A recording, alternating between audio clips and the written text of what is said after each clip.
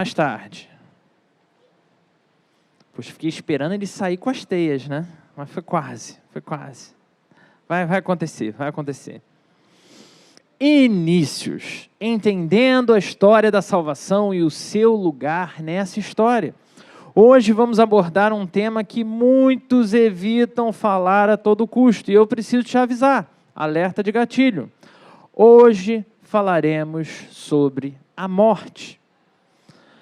Mas não estamos aqui para fazer desse momento de culto um momento sombrio. Pelo contrário, nossa intenção é refletir sobre a morte à luz do que as Escrituras Sagradas nos apresentam, a partir das promessas de Deus para nós, e encontrar nela um novo sentido para a nossa vida e para a nossa missão.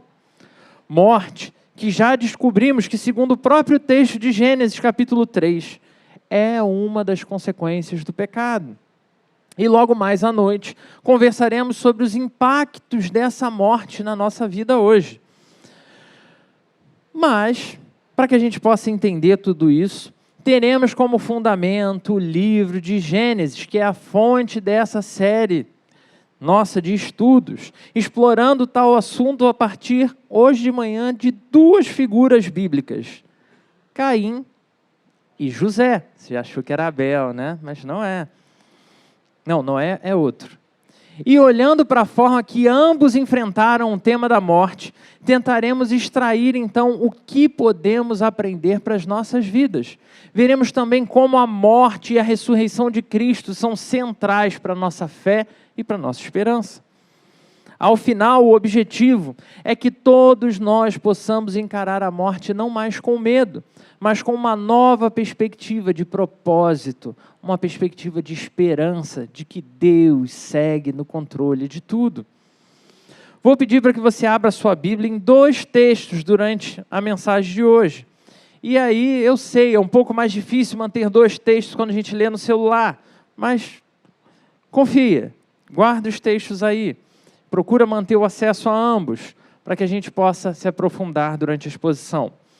Hoje olharemos para o contraste no significado da morte para ambos os nossos personagens, mas de acordo com o que a Bíblia apresenta. Primeiro texto, Gênesis capítulo 4, versículos 8, 9 e 10. 10 não dá. 8, 9 e 10. Diz assim a palavra do Senhor. Disse, porém, Caim a seu irmão Abel: vamos para o campo. Quando estavam lá, Caim atacou seu irmão Abel e o matou. Então o Senhor perguntou a Caim: onde está o seu irmão Abel? Respondeu ele: não sei, sou eu responsável por meu irmão? Disse o Senhor: o que foi que você fez? Escute, da terra o sangue do seu irmão está clamando. Nosso primeiro personagem, Caim.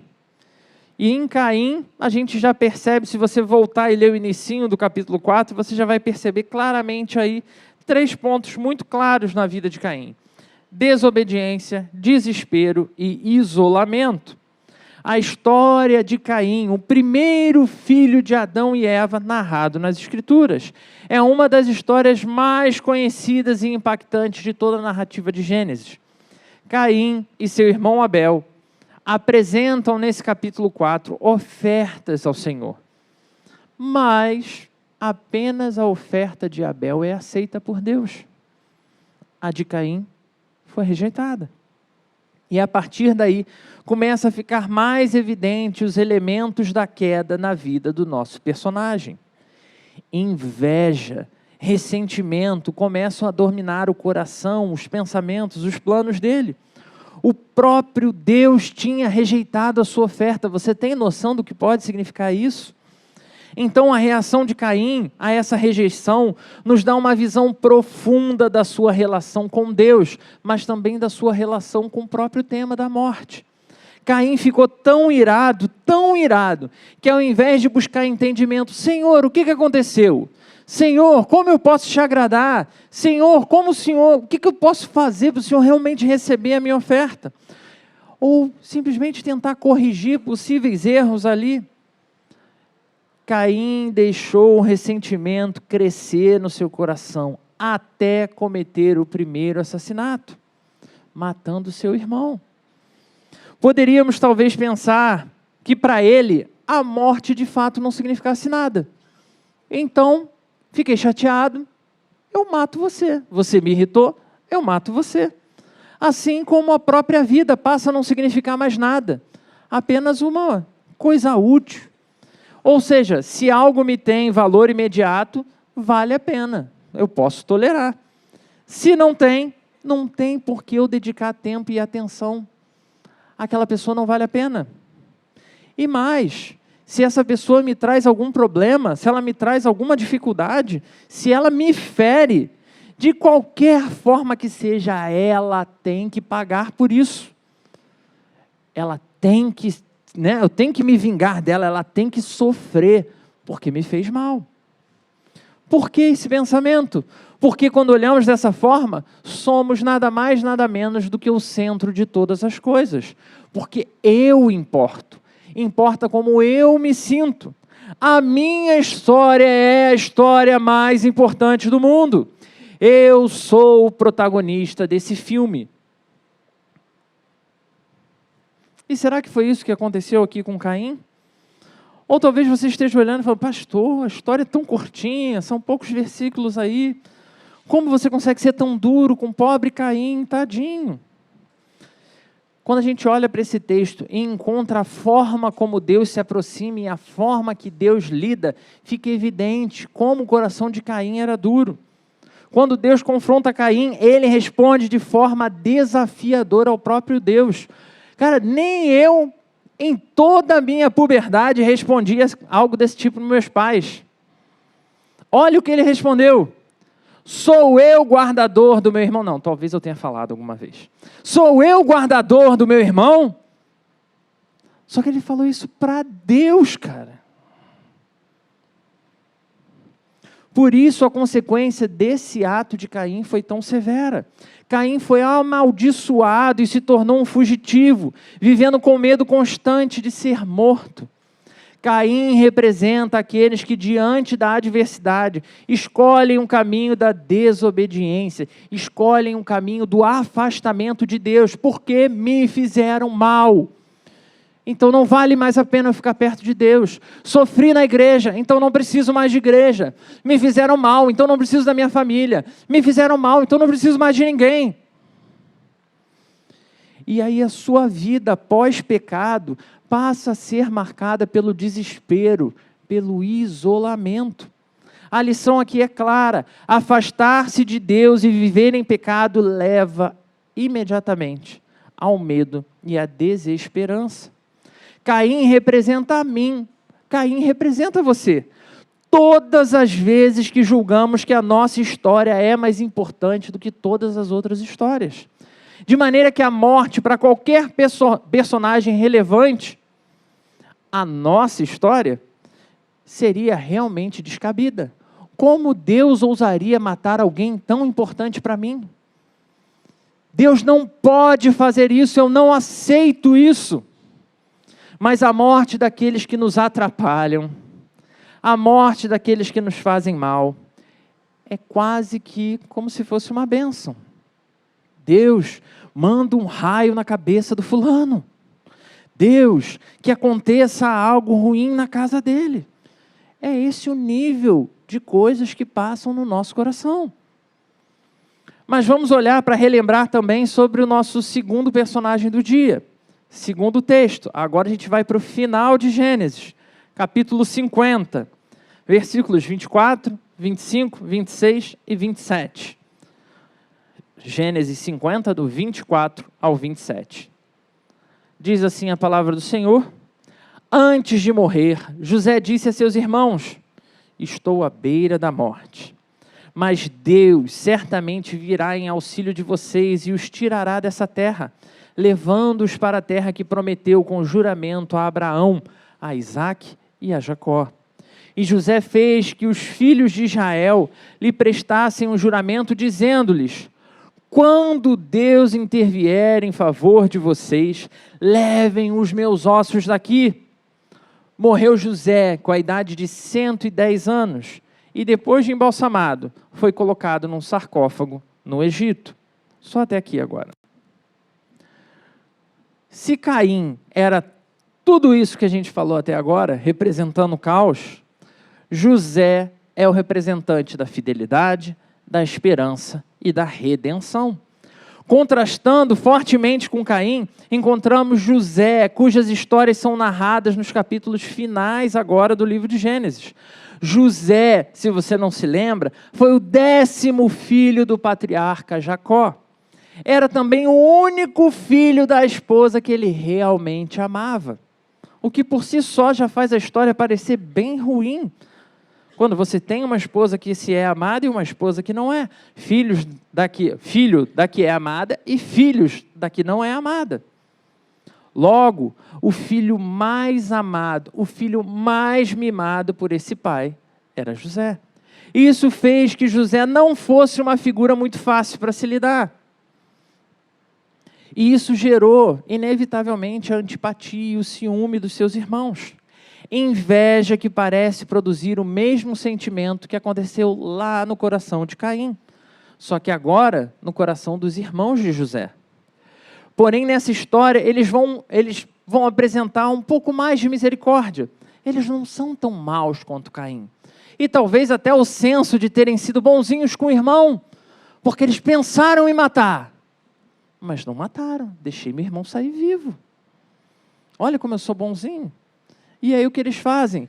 Eles poupam a vida do irmão, é verdade, vendendo o irmão como escravo numa caravana aleatória. Para onde eles iam? Como ia ser a vida desse irmão? Não fazia a menor diferença. Mas ao longo da história de José, relatada com muito mais detalhes do que a história de Caim e Abel, percebemos que apesar de ser vendido como escravo por seus próprios irmãos, José manteve a sua fé, a sua confiança em Deus. De forma que ao ler a sua história, descobrimos que ele passou por inúmeras adversidades, incluindo ser injustamente preso. Mas em todas as situações, José permaneceu fiel e obediente ao Senhor. E é quando José atinge o auge da vida, se tornando o segundo homem mais poderoso sobre toda a terra, pelo menos naquela região.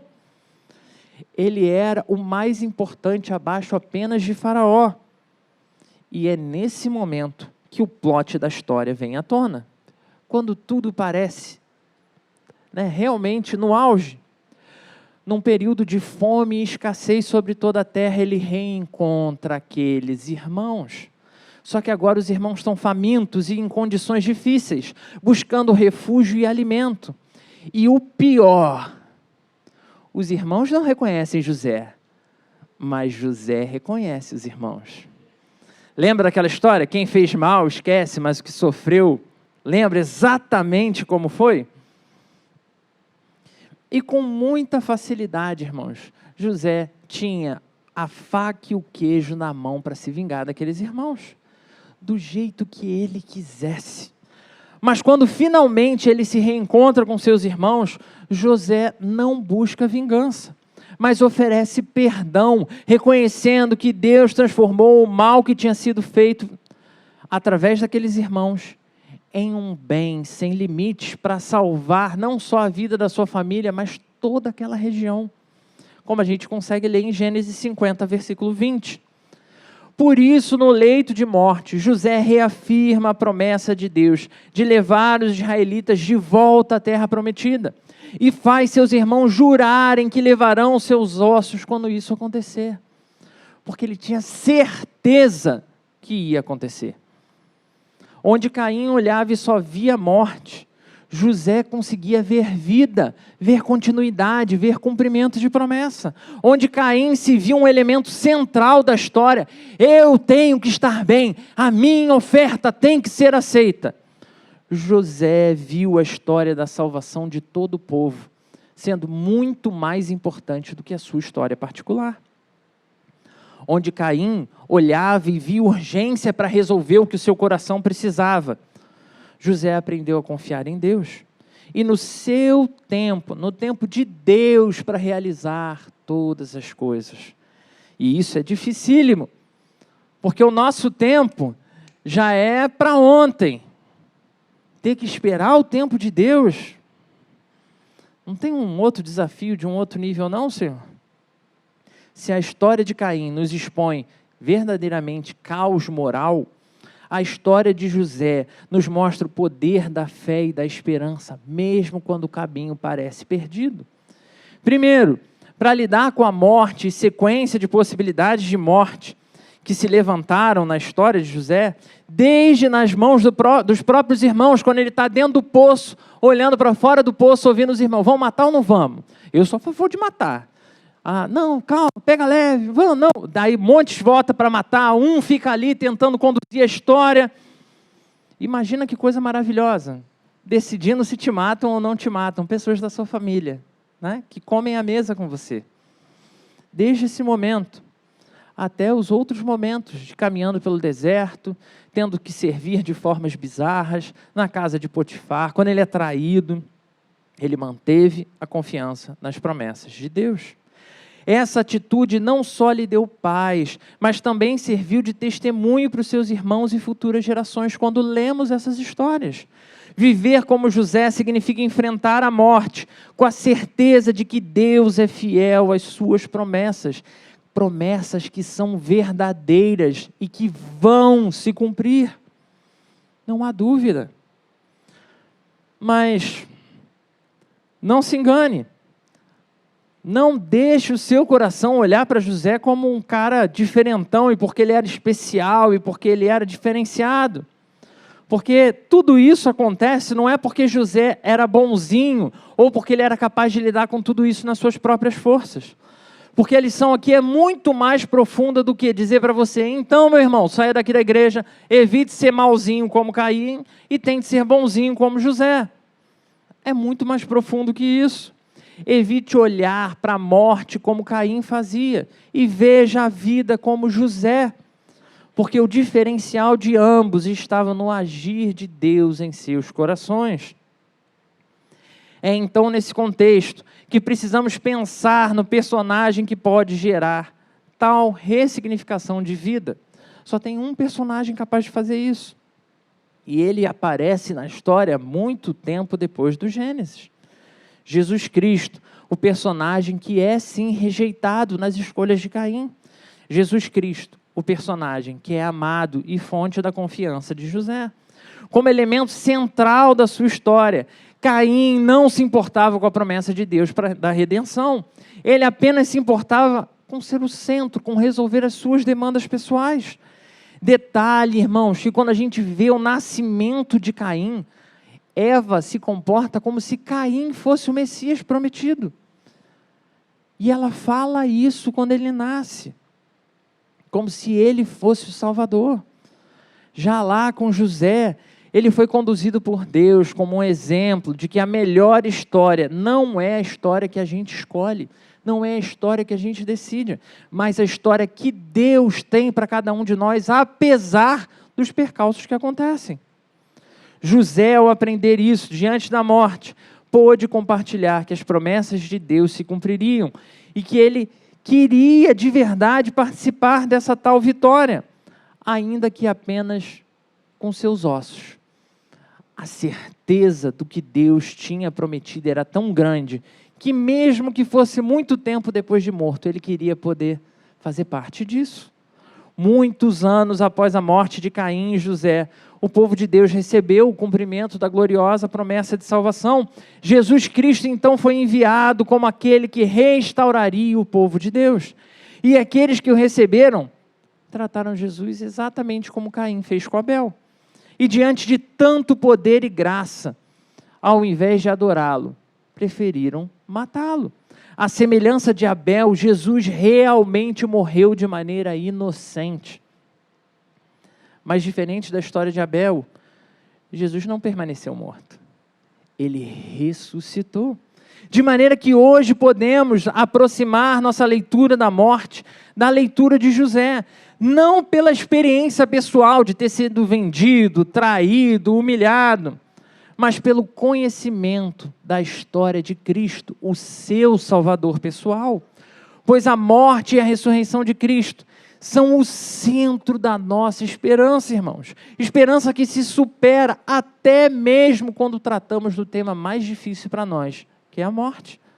Uma esperança que atravessa, que supera a própria morte. No coração do cristianismo está a morte e a ressurreição de Jesus Cristo. Esse evento central não só redefine a nossa relação com a morte, mas também nos dá maior esperança do que qualquer pessoa é capaz de conceber. Jesus Cristo, o Filho de Deus, veio ao mundo para viver uma vida sem pecado e morrer por cada um de nós, para a redenção de cada um dos nossos pecados. Por inveja, nosso Senhor foi traído. Por inveja, nosso Senhor foi condenado, mesmo sendo inocente, sendo condenado à maldita morte de cruz, que era a coisa mais humilhante que podia ser encontrada naquele tempo. Mas o símbolo que deveria significar o fim, o símbolo de vergonha e humilhação, passaram a representar a gloriosa vitória sobre a morte.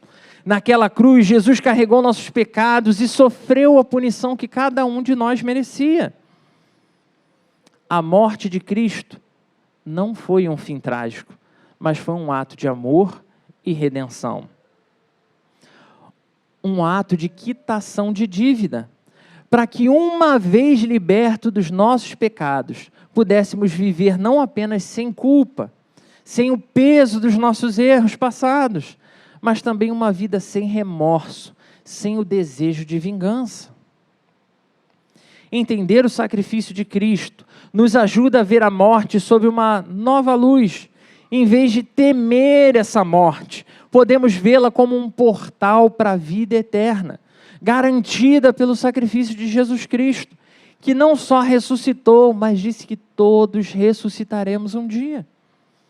Cristo nos redimiu do pecado e nos deu a promessa de uma vida além dessa vida, uma vida eterna com Deus. Por isso vivemos sob a esperança de reconhecer todos os nossos amados, de reencontrar todos os nossos amados que morreram em Cristo. Todos, como filhos da aliança, estarão lá naquele grande dia. E isso vai ser incrível demais. Pois a ressurreição de Cristo é para nós a suprema compreensão de que nós também vencemos a morte.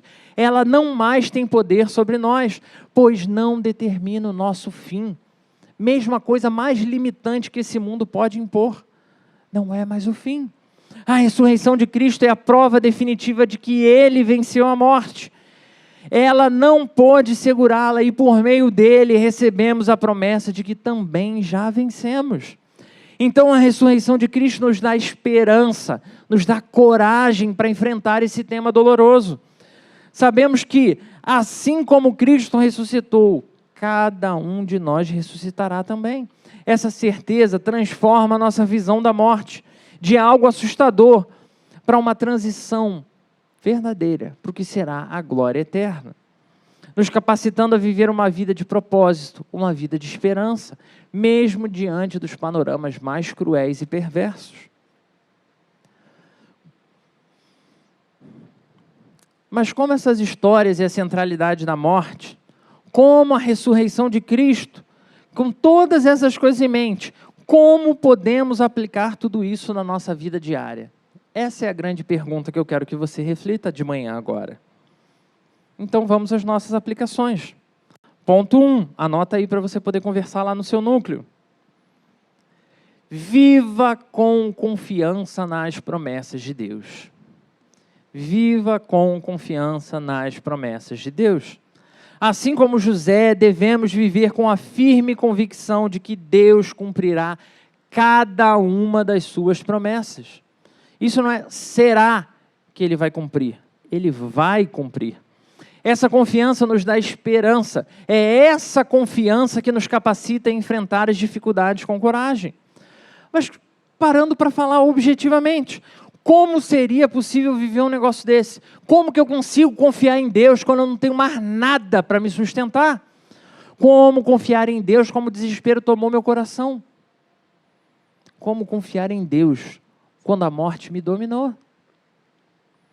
Então vamos a um inovador passo, que a nossa igreja quase não fala a respeito. Anota aí. mantenha um diário de oração. Nesse diário de oração é importante por quê? Porque nele você não só vai escrever as coisas que você está orando, você vai escrever detalhadamente cada uma das suas demandas, anotando que promessas o Senhor apresenta na sua palavra que sejam coerentes com o que você está colocando ali. E mais, não é algo para você botar, queimar e depois esquecer, Deus levou. Não, você botou ali, escreveu, mas você vai voltar ali para ver como Deus respondeu. E essa é a parte extraordinária, quando a gente retorna e vê o que Deus de fato fez. O como Ele é fiel a cada uma das suas promessas na nossa história.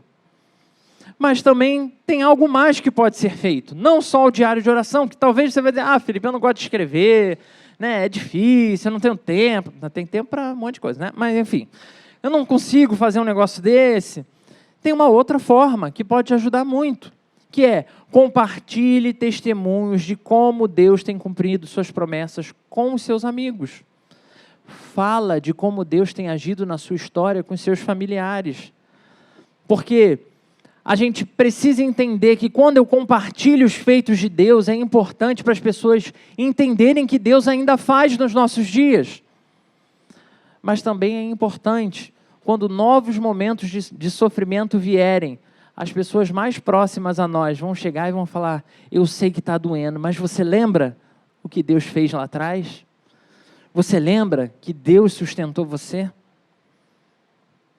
E é nesse quesito, meu irmão, minha irmã, que a experiência de núcleo é sensacional. Porque lá, nos nossos encontros, nos nossos núcleos, a gente compartilha como a gente entendeu a mensagem, a gente compartilha o impacto na nossa vida, a gente compartilha as nossas dificuldades, as nossas lutas. E os irmãos assumem um compromisso de caminhar conosco em oração.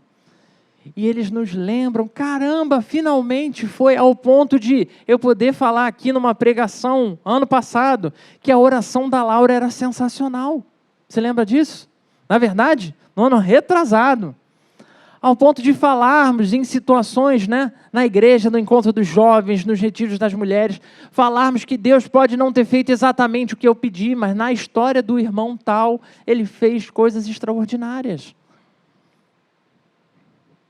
Porque Deus age, Deus responde, mas tantas vezes estamos tão desatentos que esquecemos os grandes feitos do Senhor, esquecemos dos livramentos pessoais que Ele nos trouxe e acabamos focando apenas no problema ou na luta da vez.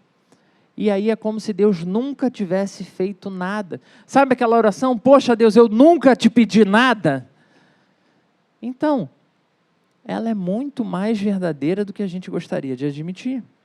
Então exerça a sua confiança em Deus orando, relembrando, compartilhando cada ação dele na sua história. Traga à memória os feitos do Senhor na sua vida. Muito da nossa frieza, muito da nossa desconfiança, nossa descrença, vem do nosso esquecimento de quem Deus é, do nosso esquecimento do que Ele já fez na nossa história, do que Ele já fez em nosso favor. Ter confiança em Deus é fruto de trazer à memória aquilo que pode nos dar esperança. Segunda aplicação. Viva o arrependimento e a reconciliação. Viva o arrependimento e a reconciliação. Aprendemos com Caim que a desobediência e a falta de arrependimento levam ao isolamento e ao desespero. Em contraste, José nos ensina o poder do perdão e da reconciliação. Pois mesmo quando o povo de Deus agiu como Caim com o próprio Cristo, condenando-o a uma morte dolorosa na cruz, Ele age conosco com poder e graça, nos apresentando a salvação da nossa alma. Salvação pela qual encontramos vitória sobre a morte. Como podemos fazer isso de maneira prática? Como de verdade viver isso então? Primeira forma, examinando-se a sua vida, olhando para cada detalhe da sua história, para identificar áreas onde você precisa buscar perdão. E esse perdão pode ser em relação aos pais, que, né, segundo Freud, a culpa é sempre da mãe. Não é bem isso que ele fala, mas é de senso comum, né? Então, a culpa é sempre da mãe, a culpa é sempre do pai, a culpa era do meu pastor, sempre a culpa era de alguém, encontrando como e quem eu preciso perdoar. Mas também nas áreas que a gente percebe que tivemos erros antigos e que a gente continua carregando, como se fossem chicotes que a gente fica se impondo ali, sofrimentos, porque eu fiz isso, porque eu fiz isso, porque eu fiz isso, quando a própria Escritura Sagrada diz que está pago, foi perdoado. Examine aonde a salvação que vem de Deus precisa alcançar você. Examine a sua vida para identificar as áreas que você precisa perdoar outras pessoas. Como eu falei, os pais que foram terríveis, afinal de contas, são miseráveis pecadores, que nem você. Olhe para lembrar pessoas que você continua carregando tantos anos depois, porque te traíram, porque te oprimiram, porque te fizeram mal, e você lembra do nome, lembra o que fez, lembra quando fez, e continua carregando esse veneno dentro do seu peito. Pessoas que te perseguiram ou te perseguem ainda, pessoas que tentaram te matar. Em Jesus somos desafiados a entender, a estender a todos o mesmo perdão que nos alcançou. Porque se não tem a ver com merecimento, é a gente olhar e ver, meu pai foi um miserável, mas ele precisa ser alvo do meu perdão. Aquela pessoa foi cruel comigo, mas em Cristo eu sou habilitado a perdoá-la. Esse perdão que veio sobre você não é para você guardar no bolso, é para você usar. Então pratique a reconciliação ativa, buscando resolver conflitos de forma que honre a Deus, de forma que você promova a paz. Você não precisa ser o melhor amigo de todas as pessoas ao seu redor, até porque isso é impossível. Mas você pode ter uma mínima relação ali de respeito. E aqui, meu irmão, aqui, minha irmã, é óbvio, isso não adianta você querer vir com justificativas, mas eu só me afastei porque, eu só fiz isso porque... Não adianta você tentar se explicar, apenas em Cristo, apenas peça perdão e ceda o perdão. Liberte-se dessa vida de martírio, de envenenamento do seu próprio coração. Viva a libertadora ação espiritual de perdão que vem do céu sobre você. Ponto 3. Viva como testemunha de Cristo. Começamos hoje a nossa reflexão trazendo o dilema da morte e contrastando as diferentes perspectivas de morte. Afinal, é um tema que produz, sim, perda, separação, sofrimento. Mas diante da história da salvação, diante da história da redenção do mundo, a morte não deve ser só isso para nós. Pois somos chamados a ser testemunhas vivas do Evangelho, mostrando ao mundo a esperança que temos em Jesus Cristo. E é uma esperança que não se esgota aqui, não se esgota agora. Não porque não sofremos, e aí se você conhece alguém que perdeu uma pessoa amada e diz que não sofre, que diz que está feliz porque o amado foi para o céu, tem alguma coisa errada. Dá o cartão do Sidney, dá o cartão da Mariana, a gente tem bastante psicólogo aqui na igreja. Cremos nas promessas de Deus em nossas vidas. Então testemunhamos os impactos dessa ressignificação na nossa história. Porque dói e vai continuar doendo perder. Porque dói, vai continuar doendo enfrentar lutas e problemas. Mas mesmo com dor, confiamos naquele que escreveu a nossa história. Ele está ativamente na nossa história. Então, testemunhemos os impactos dessa ressignificação que a palavra de Deus traz para cada um de nós. Essa ressignificação de vida, ressignificação de história. Como você pode, então, testemunhar essas coisas? Mais uma vez, de maneira objetiva. Como você pode provar essas coisas para as pessoas ao seu redor? Uma primeira forma, envolvendo-se em ministérios ou atividades de evangelização, compartilhando a mensagem de Cristo com os outros, falando para as pessoas que você ama, falando para as pessoas que são importantes na sua vida, que elas precisam de Jesus. Falando que você encontrou o bom tesouro e que você quer que ela também tenha acesso a essa coisa tão boa e extraordinária. Vivendo uma vida que de fato reflita a esperança e a alegria que a ressurreição de Cristo traz, sendo um exemplo positivo em todas as áreas da vida. E meu irmão, que coisa horrível é crente que fica o tempo inteiro discutindo a abobrinha. Vem eleição aí de novo. E já começou a mesma palhaçada. Crente vota na direita. Crente que é crente vota na esquerda. Crente que é crente vota assim de cabeça para baixo. Crente que é crente vota não sei o que, pelo amor de Jesus Cristo. Você continua acreditando que é isso que importa na vida? Nenhum homem, nenhuma mulher tem poder para transformar a nossa realidade, mas Jesus Cristo tem. Olha para o que importa. Não estou dizendo que você não tenha que votar. É seu dever estudar, ler, pesquisar, dobrar o seu joelho, colocar diante de Cristo e ir lá e votar. Com os seus amigos, você deve conversar a respeito. O que você acha? O que você pensa? Tomar uma decisão e votar, mas não perca seu tempo. Não perca seu tempo em discussão que não vai trazer nada para você, principalmente nas redes sociais. Meu Deus do céu. Como que a gente pode viver isso?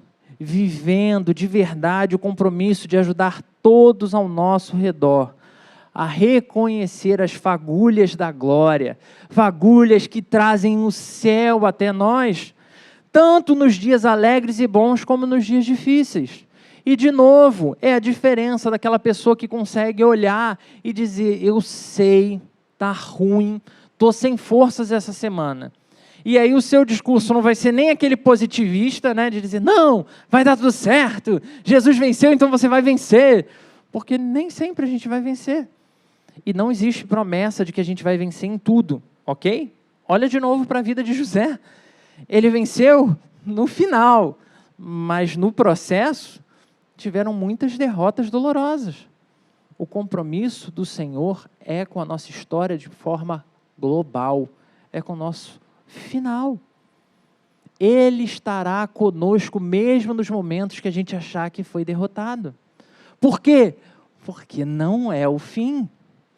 Então compartilha sobre isso. Em vez de você ficar aí, ó céus, ó vida, olha que Brasil terrível, tem tanto lugar no mundo maravilhoso e Deus me botou aqui. E ainda em São Gonçalo, né? Deus tem um senso de humor diferenciado. Mas pelo contrário, olhando e falando, Deus, é difícil, a luta é grande, mas pelo poder da tua palavra, eu consigo seguir em frente, porque o Senhor está comigo. Caminhando assim, então, para o fim da nossa mensagem. Pode ficar tranquilo, o almoço já está chegando e o louvor já vai se preparando. Mensagem de hoje, o tema, a morte e eu. E esse tema nos leva a pensar sobre esse difícil dilema da morte. Lembrando que muito provavelmente um dia essa morte vai te alcançar. Seja na sua própria vida, ou digo, na sua própria morte. Seja na morte de alguém que você ama, trazendo sofrimento sem fim para o seu coração. Como então teremos condição de lidar com essa dor, com esse dilema? Vivendo com confiança nas promessas de Deus, lembrando que Ele é fiel para cumprir a sua palavra, que não existem pontas soltas na história que Deus está escrevendo, e Ele tem o melhor para cada um de nós. 2, vivendo o arrependimento e reconciliação, entendendo que em Deus há como começar de novo, há uma nova vida, porque somos nova criatura no sangue de Jesus. 3, vivendo como testemunhas de Cristo, entendendo o nosso compromisso e a nossa responsabilidade. Mas, de novo, isso não significa se iludir ou fugir da vida, ignorando o luto ou fingindo que a perda não aconteceu. Pois encarar a morte continuará sendo um desafio para o qual nunca estaremos totalmente preparados. Então não se engane, é impossível. Quantas vezes eu já ouvi pessoas dizerem diante da morte, não, foi repentino, então não deu para se preparar, por isso você está sofrendo. Mas você já experimentou viver, acompanhar alguém hospitalizado muito tempo? O quanto isso pesa no nosso coração, ao ponto da gente orar e já não saber mais o que a gente está orando. Senhor, eu quero que cure, ou Senhor, eu quero que leve, porque está muito sofrimento. São sofrimentos distintos e que Deus estará presente. Então não se engane que existe um jeito fácil de lidar com isso, porque não existe. Mas quando vemos a morte à luz das promessas do céu, à luz da obra redentora de Cristo, até mesmo ela, a poderosa morte, que para tanto significa o fim, para nós, se tornará uma fonte de esperança, de propósito, de expectativa, de não mais sofrermos os males desse mundo. Ao viver como José, com fé e confiança nas promessas de Deus, e ao abraçar a morte e a ressurreição de Cristo, como centro da nossa fé, podemos transformar nossa visão da morte, por extensão, nossa vida precisa ser ressignificada. Que possamos enfrentar a morte não mais com medo, mas com a certeza de que em Cristo temos a vitória final. Em Cristo temos hoje, aqui e agora a vida eterna. E que essa esperança nos inspire a viver vidas cheias de propósito, de fé, de amor, contribuindo para a grande história de redenção que Deus está escrevendo através de cada um de nós.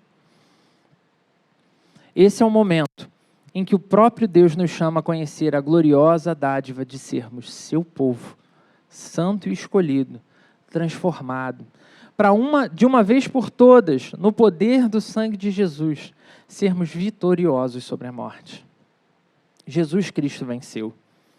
Então, homens e mulheres pecadores como eu e você, ressentidos, invejosos, maus, podem encontrar nova vida, podem encontrar recomeço nas suas histórias, porque Jesus Cristo venceu. Então, homens assassinos, traidores, maus, podem encontrar renovo e esperança, porque Jesus Cristo venceu. Homens e mulheres bonzinhos, com motivos legítimos para vingança, podem ser habilitados a perdoar as coisas mais difíceis e ser fonte de vida para pessoas tão mais e terríveis. Pois Jesus Cristo, aquele que derrotou a morte, transfere a mim, transfere a você a sua eterna e própria vida. Na vida de Cristo, como você pretende olhar para a morte? Até onde nós vamos seguir a nossa vida nos revitimizando, olhando de novo para o nosso sofrimento, e até onde nós podemos olhar e falar, Deus está doendo tanto, é tão difícil, mas eu creio na história que o Senhor está escrevendo na minha vida. Convido você a fechar os seus olhos, vamos falar com Deus. Santo e poderoso Deus, obrigado. Obrigado, Senhor, porque mesmo quando tomamos decisões ruins, mesmo quando a gente se perde em meio ao caos dessa vida, podemos ter a certeza que o Senhor continua caminhando conosco. Deus, obrigado por isso. Obrigado, Senhor, porque muitas vezes olhamos para as Escrituras e encontramos, Senhor, personagens como Caim, personagens, Senhor, que parecem representar tão bem o que o nosso coração sente. Mas ao mesmo tempo olhamos para a sua santa palavra e encontramos, Senhor, esperança para cada um desses personagens. O Deus que se aproximou de Caim, dizendo que ele deveria ser forte para enfrentar o próprio desejo. Foi o Deus que se aproximou de José, ajudando ele em cada uma das traições vividas. Porque o Senhor é o Deus que não desiste de nós. Por isso, Senhor, te pedimos que o Espírito que agiu no coração de José haja no nosso coração.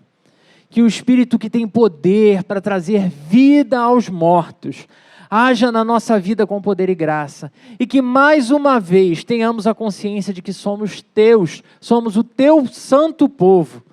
Para que de novo, Senhor, apesar dos desafios que vierem, possamos ter a convicção de que Jesus Cristo já nos perdoou e por isso o perdão precisa fluir através de nós.